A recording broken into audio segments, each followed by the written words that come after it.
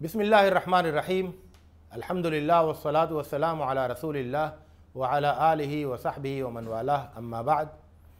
कुरानी मनाजिर का 23वां हिस्सा आपके सामने पेश है। अल्लाह ताला अपनी 3 बड़ी निशानियों को दिखा रहा है। हर निशानी एक दुनियाए अजाइब है कि अक्ल हैरत से सरशार हो जाए और उसके पास खुदा के हम्द व तस्बीह के सिवा कोई चारा नहीं रहे। एक बड़ी निशानी उनके लिए मुर्दा ज़मीन है। फरमाया उसको हमने ज़िंदा किया और उससे गल्ले उगाए, उसमें से वो खाते हैं और उसमें हमने खजूरों और अंगूरों के बाग उगाए और उसमें चश्मे जारी कर दिए कि उसके फल खाएं। ये उनके हाथ की कारगुजारी नहीं है। अजीम है वो ज़ात जिसने तमाम किस्में पैदा की, वो चीज़ें भी जिनको ज़मीन उगाती है और वो भी जो ख़ुद उनके अंदर हैं, और वो चीज़ें भी जिनको वो नहीं जानते। और उनके लिए एक बड़ी निशानी रात है। हम उससे दिन को खींच लेते हैं तो वो अंधेरे में रह जाते हैं और सूरज अपने मुस्तक़र की तरफ दौड़ता है। ये खुदाए अज़ीज़ व अलीम की मनसूबाबंदी है। और चाँद के लिए हमने मंजिलें ठहरा दी हैं, यहाँ तक कि वो खजूर की पुरानी टहनी के मानिंद होकर रह जाता है। न सूरज की मजाल है कि वो चाँद को जा पकड़े और न रात दिन की पहुँच से बाहर हो सकती है। हर एक अपने ख़ास दायरे में गर्दिश करता है। और उनके लिए एक बड़ी निशानी है कि हमने उनकी नस्ल को भरी हुई कश्ती में सवार किया और उनके लिए उसी के मानिंद सवारियां पैदा की जिन पर वो सवार होते हैं। और अगर हम चाहें तो उनको गर्क कर दें, फिर ना वो फरियाद कर सकेंगे और ना बचाए जा सकेंगे। एक मंजर में दिखाया गया कि इंसान कठहुज्जती करते हुए कितने अहम हक़ाइक़ को फरामोश कर देता है। फरमाया, क्या इंसान ने गौर नहीं किया कि हमने उसको पानी की एक बूंद से पैदा किया तो बेतकल्लुफ़ बातें बनाने लगा और उसने हमारे सामने सवाल किया है और अपनी पैदाइश को भूल गया है। कहता है, भला हड्डियों को कौन ज़िंदा कर सकता है जबकि वो बोसीदा हो जाएंगी। कह दो उनको वो ज़िंदा करेगा जिसने पहली बार उनको नशो नुमा दी और वो हर तरह के खल्क़ से अच्छी तरह वाकिफ़ है। वही है जिसने तुम्हारे लिए सरसब्ज़ दरख्त से आग पैदा कर दी तो तुम आग जलाते हो।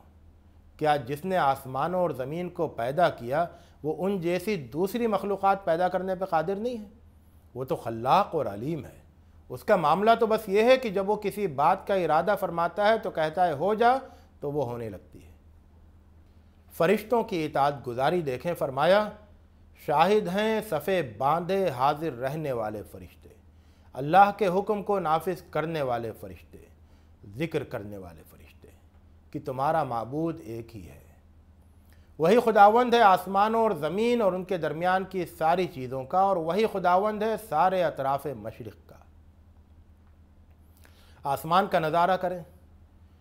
फरमाया, हमने सजाया है आसमान दुनिया को सितारों की जीनत से और उसको महफूज किया है हर सरकश शैतान से। वो मलाए आला की तरफ कान नहीं लगाने पाते और वो हर जानिब से खदेड़े जाते हैं और उनके लिए दायमी अज़ाब है। मगर यह कि कोई उचक ले कोई बात तो एक दमकता शोला उसका ताक़ुब करता है। अल्लाह के ख़ास बंदों का अंजाम कितना अच्छा होगा, एक दिल फरेब मंजर। फरमाया, उनके लिए ख़ास रिज़्क़ होगा, मेवे होंगे और वो आराम व आसाइश के बागों में बड़ी इज्जत से होंगे, तख्तों पर आमने सामने बैठे होंगे। उनके लिए शराब मईन के जाम गर्दिश में होंगे, बिल्कुल साफ़ शफ़ाफ़, पीने वालों के लिए लज्जत ही लज्जत। न उसमें कोई ज़रर होगा और न वो उसमें निढाल होंगे। और उनके पास बाहया गज़ाल चश्म हूरें होंगी, गोया कि शुतुरमुर्ग़ के महफूज अंडे हैं। जन्नत वाले एक दूसरे की तरफ पूछते हुए मुतवज्जे होंगे। उनमें से एक कहने वाला कहेगा कि मेरा एक साथी था जो कहा करता था कि तुम भी क़यामत की तस्दीक़ करने वालों में हो। क्या जब हम मर जाएंगे और मिट्टी और हड्डियाँ बन जाएंगे तो हम बदला पाने वाले बनेंगे? कहेगा, ज़रा झाँक कर देखो तो सही। तो झांकेगा और उसको जहन्नम के बिल्कुल बीच में देखेगा। तो कहेगा, खुदा की कसम, तुम तो मुझे तबाही कर देने वाले थे। अगर मेरे रब का फ़ज़ल ना होता तो मैं भी आज गिरफ्तारों में होता। है ना ये हकीकत कि अब हम पहली मौत के बाद अब कभी नहीं मरेंगे और हम पर अज़ाब नहीं होगा। ज़क़ूम के खौफनाक दरख्त का मुशाहिदा कराया जाता है। फरमाया कि ये जन्नत ज़ियाफ़त के लिए बेहतर है या ज़क़ूम का दरख्त? हमने उसको ज़ालिमों के लिए एक फ़ितना बनाया है। वो ऐसा दरख्त है जो दोज़ख की गहराई में निकलता है اس کے برگوبار گویا شیطانوں کے سر ہوں۔ وہ لوگ اسی کو کھائیں گے اور اسی سے پیٹ بھریں گے۔ پھر ان کے لیے اس کے اوپر کھولتے پانی کی ملونی ہوگی، پھر ان کا رخ دوزخ کی طرف ہوگا۔ انہوں نے اپنے باپ دادا کو گمراہی میں پایا، پھر یہ بھی انہی کے نقش قدم پر بھاگتے رہے۔ حضرت ابراہیم کی زندگی کے کچھ خاص مناظر دیکھیں۔ فرمایا ابراہیم جبکہ وہ حاضر ہوا اپنے رب کے حضور قلب سلیم کے ساتھ، جب اس نے اپنے باپ اور اپنی قوم کے لوگوں سے کہا کہ بھلا تم لوگ کس چیز کو پوچھتے ہو؟ کیا اللہ کے سوا دوسرے من گھڑت معبودوں کو چاہتے ہو؟ تو رب العالمین کے بارے میں تمہارا کیا گمان ہے؟ پھر اس نے ستاروں پر ایک نظر ڈالی، کہا میں بیمار ہوں۔ وہ لوگ اس کو چھوڑ کر چلے گئے۔ وہ نظر بچا کے ان کے دیوتاؤں کی طرف گیا، بولا آپ لوگ نوش نہیں کرتے؟ کیا بات ہے، کچھ بولتے نہیں؟ پھر ان کو زور سے مارا۔ لوگ آئے ان کی طرف بھاگتے ہوئے۔ اس نے کہا کیا تم لوگ اپنے ہی ہاتھوں کی گھڑی ہوئی چیزوں کو پوجتے ہو؟ اللہ ہی نے پیدا کیا ہے تم کو بھی اور ان چیزوں کو بھی جن کو تم بناتے ہو۔ انہوں نے کہا اس کے لیے ایک مکان بناؤ اور اس کو آگ میں جھونک دو اور اس کو آگ میں جھونک دو۔ انہوں نے اس کے ساتھ چال چلنا چاہی تو ہم نے انہی کو نیچا کر دکھایا۔ اس نے کہا، ابراہیم نے کہا میں اپنے رب کی طرف جا رہا ہوں، وہ میری رہنمائی کرے گا۔ اے میرے رب مجھے اولاد صالح عطا فرما۔ تو ہم نے اس کو ایک بردبار فرزند کی بشارت دی۔ اس کے بعد دیکھیں بیٹے کی بے مثال قربانی کا ایک زبردست منظر کہ جب وہ اس کے ساتھ چلنے پھرنے کی عمر کو پہنچا، جب وہ بیٹا ابراہیم کے ساتھ چلنے پھرنے کی عمر کو پہنچا، اس نے کہا اے میرے بیٹے میں خواب دیکھتا ہوں کہ تم کو ذبح کر رہا ہوں، سوچ لو تمہاری کیا رائے ہے؟ اس نے جواب دیا کہ اے میرے باپ، آپ کو جو حکم دیا جا رہا ہے اس کی تعمیل کیجیے، آپ انشاءاللہ مجھے ثابت قدم پائیں گے۔ تو جب دونوں نے اپنے آپ کو اپنے رب کے حوالے کر دیا اور ابراہیم نے اس کو پیشانی کے بل لٹا دیا اور ہم نے اس کو آواز دی کہ اے ابراہیم بس تم نے خواب سچ کر دکھایا، بے شک ہم خوب کاروں کو اسی طرح کا صلہ دیا کرتے ہیں، بے شک یہ کھلا ہوا امتحان تھا اور ہم نے اس کو ایک عظیم قربانی کے عوض چھڑا لیا۔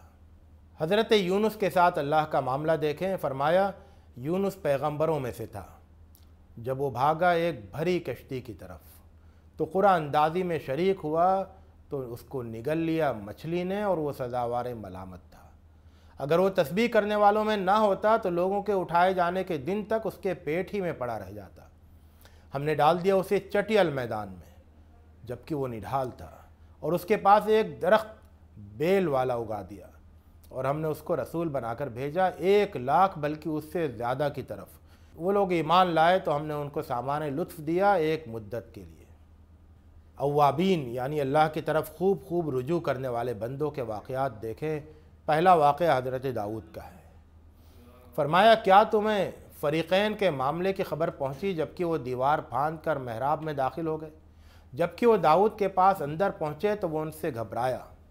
وہ بولے آپ ڈرے نہیں، ہم 2 فریق معاملہ ہیں، ایک نے دوسرے پر زیادتی کی ہے تو ہمارے درمیان انصاف کے ساتھ فیصلہ فرما دے۔ یہ میرا بھائی ہے، اس کے پاس 99 دمبیاں ہیں اور میرے پاس ایک ہی ہے۔ اس نے کہا کہ یہ بھی میرے حوالے کر دیں، اور بات میں اس نے مجھے دبا دیا۔ داؤد نے کہا اس نے تمہاری دمبی کو اپنی دمبیوں میں ملانے کا مطالبہ کر کے تمہارے اوپر ظلم کیا ہے، اور اکثر شرکاء اسی طرح ایک دوسرے پر زیادتی کرتے ہیں۔ البتہ وہ اس سے مستثنی ہیں جو ایمان رکھتے ہیں اور عمل صالح کرتے ہیں، اور ایسے لوگ بہت تھوڑے ہیں۔ اور داؤد نے گمان کیا کہ ہم نے اس کو آزمائش میں ڈالا ہے تو اس نے اپنے رب سے استغفار کیا اور اس کے حضور جھک پڑا اور توبہ کی، تو ہم نے اس کو معاف کر دیا، اور بے شک اس کے لیے ہمارے پاس خاص مقام قرب ہے اور اچھا انجام ہے۔ دوسرا واقعہ حضرت سلیمان کا ہے۔ شام کے وقت حضرت سلیمان کے سامنے عمدہ اصیل گھوڑوں کو پیش کیا جاتا ہے۔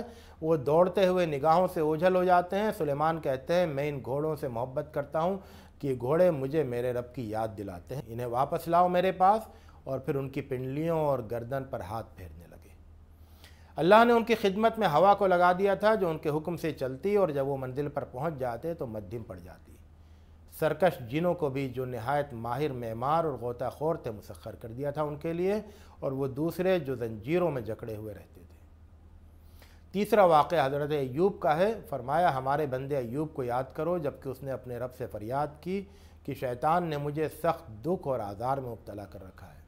हुक्म दिया ज़मीन पर अपना पाँव मारो, ये ठंडा पानी नहाने का भी है और पीने का भी। और हमने उसको बख्शे उसके अहलो अयाल और उनके जैसे उनके साथ और भी। और हमने कहा अपने हाथ में सीकों का एक मुट्ठा